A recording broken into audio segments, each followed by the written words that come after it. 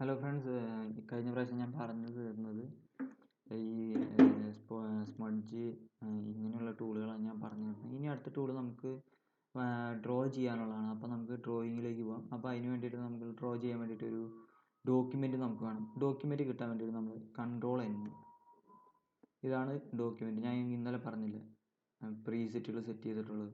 ഇതിനകത്താണ് നമ്മൾ ചിത്രങ്ങൾ വരയ്ക്കുക, അല്ലെങ്കിൽ എന്ത് ചിത്രവും ഇതിൽ ഇമ്പോർട്ട് ചെയ്യാനും ഇതിനകത്ത് ഡിസൈൻ ചെയ്യാനും ഈ പ്രതലം വേണം. അതിനകത്താണ് നമുക്ക് വരയ്ക്കാൻ പറ്റത്തുള്ളൂ. അപ്പോൾ ഇങ്ങനെ ഒരു പ്രതലം കിട്ടാൻ വേണ്ടി Ctrl+N, അല്ലെങ്കിൽ ഫയലിൽ ന്യൂ, ഓക്കെ കൊടുക്കുക. അപ്പോൾ ഇങ്ങനെയൊരു ഇത് വരും. ഈ ചിത്രത്തിൽ നമുക്കൊരു വീട് വരയ്ക്കാം. ഒരു എക്സാമ്പിളായിട്ട് ഒരു വീട് വരയ്ക്കാൻ വേണ്ടിയിട്ട് നമ്മൾ റെക്റ്റാങ്കിൾ ടൂൾ വേണം. റെക്റ്റാങ്കിൾ ടൂൾ വെച്ചിട്ട് നമ്മളിങ്ങനെ വരച്ച് കഴിഞ്ഞാൽ കളർ കൊടുക്കുമ്പോൾ ഇതിപ്പോൾ ഈ സൈഡിലേക്ക് കുറച്ച് നീങ്ങിയിട്ടുണ്ട്. അപ്പോൾ ഇതിനെ ഇങ്ങോട്ട് നീക്കാൻ നോക്കി കഴിഞ്ഞാൽ നീങ്ങില്ല. കാരണം എന്താണെന്ന് വെച്ചാൽ ഒറ്റ ലെയറിലാണ് നമ്മൾ ചെയ്തിരിക്കുന്നത്.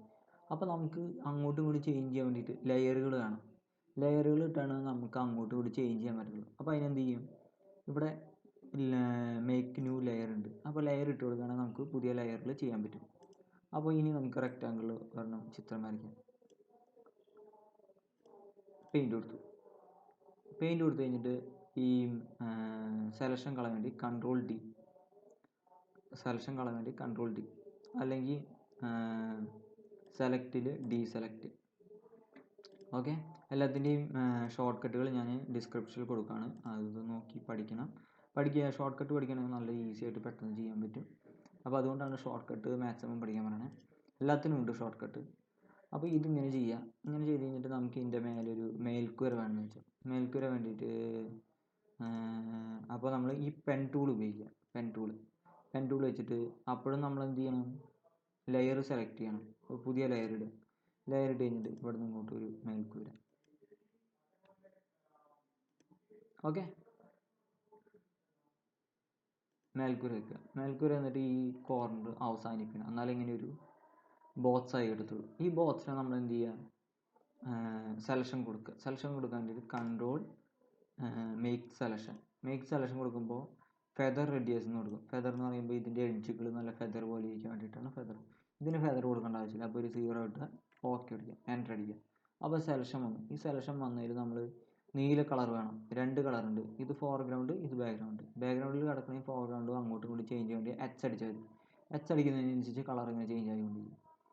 അപ്പോൾ ബ്ലൂ കളർ നമുക്ക് വീടിൻ്റെ മേലെ അടിക്കണം. അതിനപ്പോൾ എന്ത് ചെയ്യും, അപ്പോൾ ബ്ലൂ കളർ ഓൾറെഡി സെലക്റ്റഡ് ആണ്.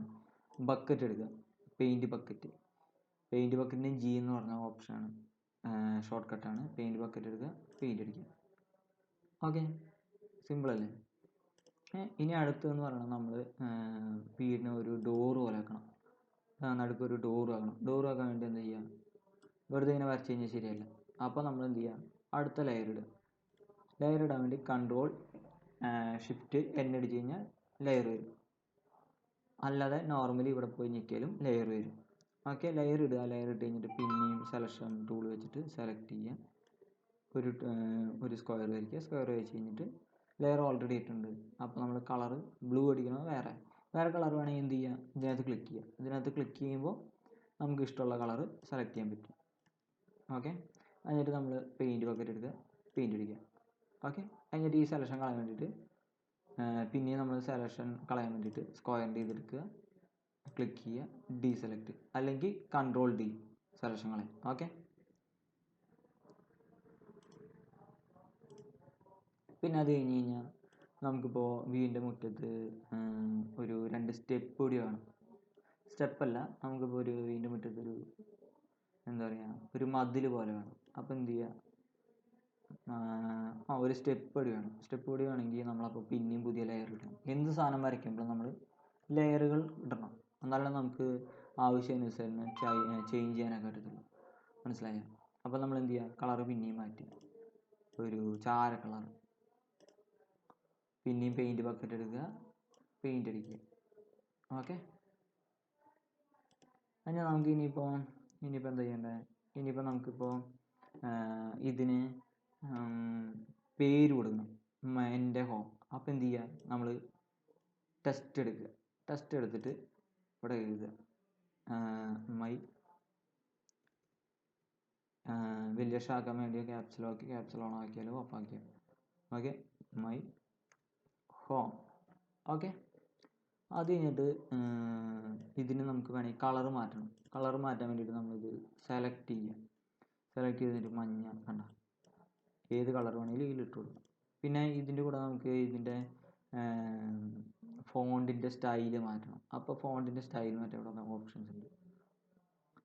ഇനിയിപ്പോൾ നമുക്കിപ്പോൾ ഇത് ബോൾട്ട് ഇറ്റാലിക് ഒക്കെ ആണെങ്കിൽ ഇതിനകത്ത് ബോൾട്ട് ഇറ്റാലിക് റെഗുലർ വേണമെങ്കിൽ അത് കൊടുത്തു കഴിഞ്ഞാൽ അതനുസരിച്ച് വരും.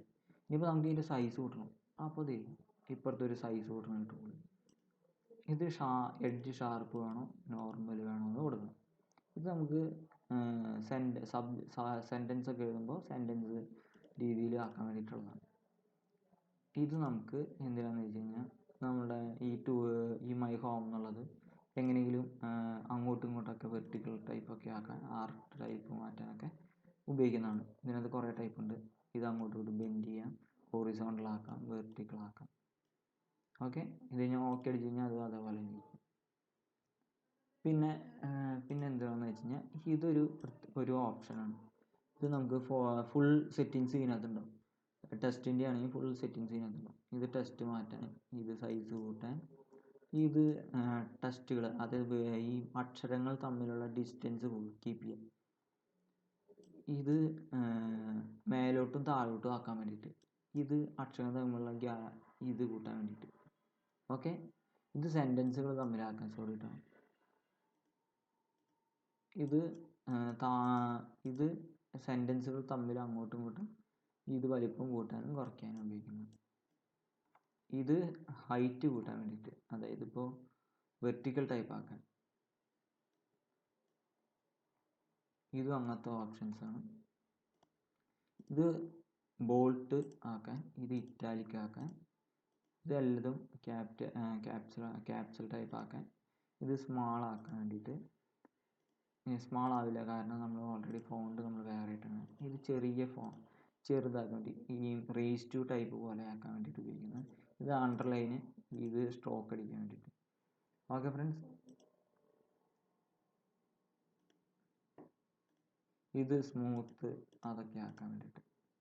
ഓക്കെ, ഇനി അടുത്ത ടൂൾ എന്ന് പറയുന്നത് നമ്മൾ പറയാൻ പോകുന്നത്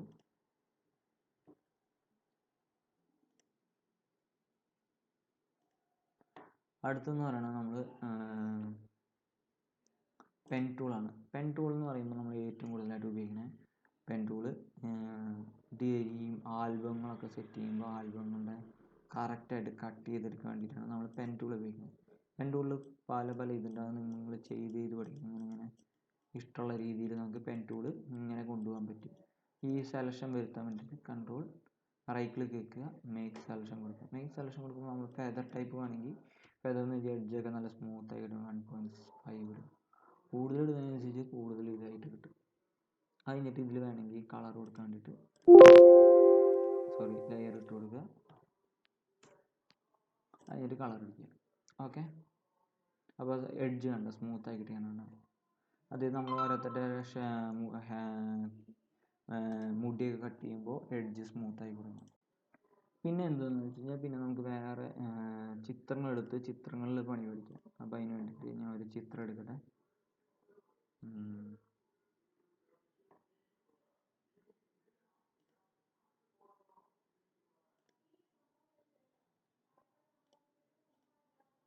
ഓക്കെ ഫ്രണ്ട്സ്, നമുക്ക് ഒരു ഫോട്ടോ ഇമ്പോർട്ട് ചെയ്യാൻ വേണ്ടിയിട്ട് ജസ്റ്റ് വലിച്ച് ഡ്രാഗ് ചെയ്തിട്ടാൽ മതി. ഇതിപ്പോൾ ഒറിജിനൽ ഫയലാണ്. ഒറിജിനൽ ഫയൽ ഒരിക്കലും നമ്മൾ ചിത്രം വരച്ച് പഠിക്കാൻ പാടില്ല. കാരണം നമ്മളെങ്ങനെ അറിയാതെ സേവ് ചെയ്ത് കഴിഞ്ഞാൽ പിന്നെ ആ ചിത്രം അതുപോലെ തന്നെ ഇരിക്കും. അതിനുവേണ്ടി നമ്മൾ എന്ത് ചെയ്യാന്ന് വെച്ചാൽ കൺട്രോൾ എ ഞെക്കുക. കൺട്രോൾ എ എന്ന് വെച്ച് കഴിഞ്ഞാൽ ഫുള്ളായിട്ട് സെലക്ട് ചെയ്യാൻ വേണ്ടിയിട്ട് കൺട്രോൾ സി അടിക്കുക, കൺട്രോൾ ബി അടിക്കുക. ഇപ്പോൾ ഒരു ഫയൽ ഇതിനകത്ത് ഓൾറെഡി ആയിട്ട് അത് ഇവിടെ ഒരു വേറെ ലെയറായി കിടക്കുന്നു കണ്ടോ. ഇനി നമ്മൾ എന്ത് ചെയ്യുക, ഈ ഫയൽ നമുക്ക് വേറെ ഒരെണ്ണത്തിലേക്ക് വേണം. അപ്പോൾ എന്ത് ചെയ്യുക, പുതിയ ഡോക്യുമെൻറ്റ് കൺട്രോൾ ഓക്കെ അടിക്കുമ്പോൾ പുതിയ ലെയർ വന്നിട്ടുണ്ട്. ഈ ലെയറിലേക്ക് നമ്മൾ ഡ്രാഗ് ചെയ്യുക. അത് ക്ലിക്ക് ചെയ്തിട്ട് ഡ്രാഗ് ചെയ്ത് കഴിഞ്ഞ് പുറത്തോട്ട് വരും. അതിന് പഴയത് നമ്മൾ ക്ലോസ് ചെയ്യുക. ക്ലോസ് ചെയ്യുമ്പോൾ സേവ് ചെയ്യണോ, യെസ്, നോ, ക്യാൻസൽ എന്ന് പറയും. നോ അടിക്കുക, സേവ് ചെയ്യാൻ പാടില്ല. എന്നിട്ട് നമ്മൾ എന്ത് ചെയ്യുക, നമ്മളിത് എഡിറ്റ് ചെയ്യാൻ പഠിക്കുക. എഡിറ്റ് ചെയ്യാൻ പഠിക്കാൻ വേണ്ടിയിട്ട് പെൻ ടൂൾ എടുക്കുക. നമുക്ക് കട്ട് ചെയ്തിട്ട് വേറെ സ്ഥലത്ത് കൊണ്ടുവരണം. അപ്പോൾ അതിനെന്ത് ചെയ്യുക, കട്ട് ചെയ്യാൻ വേണ്ടിയിട്ട് മൗസ് പോയിന്റ് വെച്ചിട്ട് പെൻ ടൂൾ വെച്ചിട്ട് ഇങ്ങനെ കട്ട് ചെയ്ത് പോകും. ഇതിൻ്റെ നമ്മളിപ്പോൾ ഇത് യൂസ് ചെയ്യുമ്പോൾ കറക്റ്റായിട്ട് മനസ്സിലാവും. ഇതിങ്ങനെ സ്മൂത്തായിട്ട് ഇങ്ങനെ പോകും. അപ്പോൾ സ്മൂത്തായിട്ട് പോകുന്നതിനനുസരിച്ച് ഇങ്ങനെ ഉപയോഗിക്കും. ഓക്കെ, അപ്പോൾ ഇങ്ങനെ സ്മൂത്തായിട്ട് ഉപയോഗിക്കാം. ഏറ്റവും കൂടുതൽ എളുപ്പം പെൻ ടൂൾ ഉപയോഗിക്കാനാണ്. ഫസ്റ്റ് ഒരു ബുദ്ധിമുട്ടുണ്ടാവും, പിന്നെ ഈസിയാവും. മറ്റേ മാജിക് വാണ്ട് ടൂളൊന്നും ഉപയോഗിക്കുന്നത് ശരിയല്ല. അതൊന്നും അതിനേക്കാളും നല്ല പ്രൊഫഷണലായിട്ട് യൂസ് ചെയ്യുന്ന ടൂളാണ് പെൻ ടൂൾ. ഓക്കെ, ഇതിങ്ങനെ കട്ട് ചെയ്തെടുക്കുക.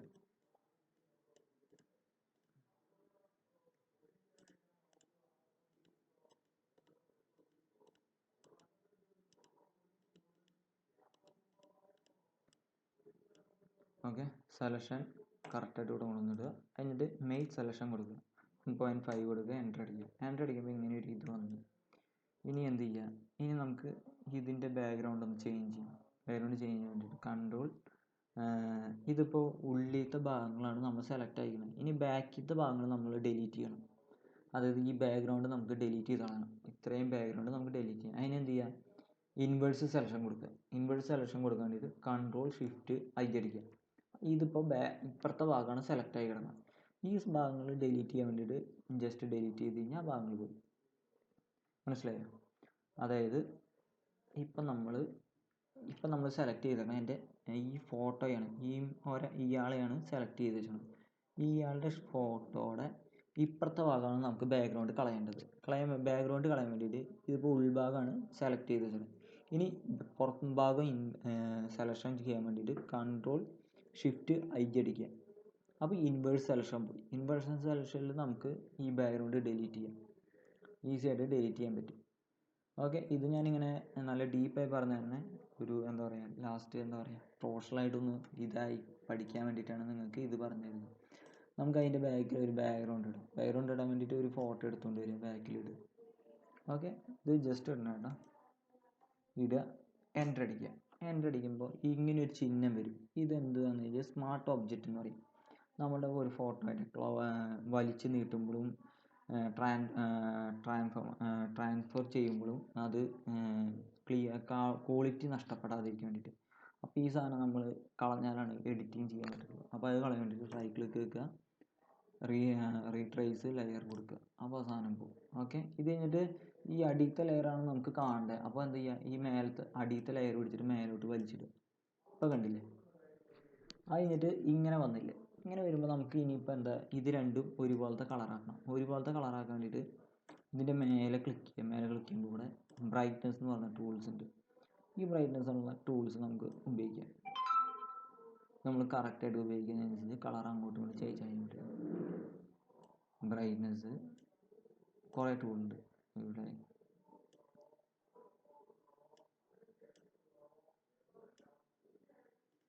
ഇത് നിങ്ങളുടെ ആവശ്യാനുസരണം അങ്ങോട്ടും ഇങ്ങോട്ടും ചേഞ്ച് ചെയ്യണം.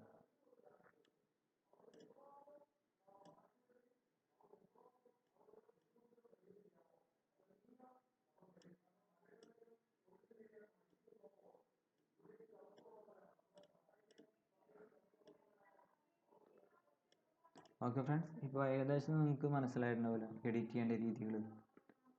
ഇനി നിങ്ങൾക്ക് എന്താ പറയുക, ഇമേജിൽ കളർ മോഡ്, അതായത് കളർ കൊടുക്കാൻ വേണ്ടിയിട്ട് എല്ലാം കൂടി ഒരുമിച്ച് കളർ കൊടുക്കാൻ വേണ്ടിയിട്ട് ഇമേജിൽ അഡ്ജസ്റ്റ്മെൻറ്റ് ലെവൽസ് ഉണ്ട്. ഈ ലെവൽസ് അങ്ങോട്ടും ഇങ്ങോട്ടും ചെയ്യാം. ഈ നമ്മളിവിടെ സേവ് ചെയ്ത കളർ തന്നെ ഇതിനകത്തുണ്ടാവുക. ഇമേജിൽ അഡ്ജസ്റ്റ്മെൻറ്റ്, കളറിൽ ലുക്കപ്പ് എല്ലാം ഇതിനകത്തുണ്ട്. ഇതിങ്ങനെ ചേഞ്ച് ചെയ്ത് കൊടുക്കാം. ഇഷ്ടമുള്ള കളർ ഇതിനകത്ത് ഓൾറെഡി സെലക്റ്റഡ് ആണ്. ഇത് അങ്ങോട്ടും ഇങ്ങോട്ട് മാറ്റി കൊടുക്കാം. നല്ല ഇഷ്ടമുള്ള കളർ സെലക്ട് ചെയ്യാൻ പറ്റും. പിന്നെ നിങ്ങൾക്ക് ഇനിയിപ്പോൾ നിങ്ങൾക്ക് എന്താ പറയുക, നിങ്ങളുടെ കണ്ണിൻ്റെ കളർ മാറ്റണം. കണ്ണിൻ്റെ കളർ മാറ്റാൻ വേണ്ടിയിട്ട് ഈസിയാണ്. സൂം ചെയ്യാൻ വേണ്ടി കൺട്രോൾ പ്ലസ് നന്നായി സൂം ചെയ്യുക. സൂം ചെയ്ത് കഴിഞ്ഞിട്ട് നമ്മളിപ്പോൾ പുതിയൊരു ലെയർ ഇടുക. കൺട്രോൾ ഷിഫ്റ്റ് ചെയ്യാൻ പുതിയ ലെയർ ഇട്ട് കഴിഞ്ഞിട്ട്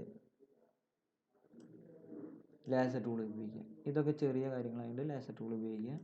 ജസ്റ്റ് വരയ്ക്കുക, കണ്ണിൻ്റെ അതിൽ ഇങ്ങനെ വരയ്ക്കുക. വരച്ച് കഴിഞ്ഞാൽ എന്ത് ചെയ്യുക, കളർ ഒരു യെല്ലോ മതിയെങ്കിൽ യെല്ലോ കളർ കൊടുക്കുക,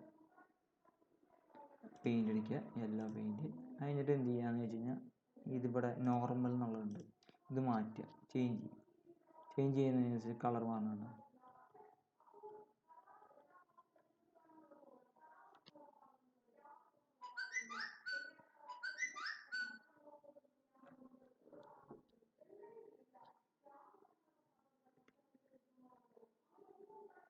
ഇതിനകത്ത് സാച്ചുറേഷൻ കറക്റ്റായിട്ടുള്ള കളർ ഇടുക. കണ്ട ഇപ്പോൾ മഞ്ഞ അയ്യായില്ലേ, എല്ലാതും അങ്ങനെ ചേഞ്ച് ചെയ്യാൻ പറ്റും. നമ്മൾ ഏകദേശം ഒരു കുറച്ചൊക്കെ ഐഡിയ ഉപയോഗിക്കുകയാണെങ്കിൽ എന്ത് വേണമെങ്കിലും ചെയ്യാൻ പറ്റും. ഹെയറിൻ്റെ കളർ അങ്ങനെ ചേഞ്ച് ചെയ്യാൻ പറ്റും, എല്ലാത്തിൻ്റെയും കളർ അങ്ങനെ ചേഞ്ച് ചെയ്ത് നമുക്ക് എടുക്കാൻ പറ്റും. പിന്നെ എന്താണെന്ന് വെച്ച് കഴിഞ്ഞാൽ ഇതിനകത്ത്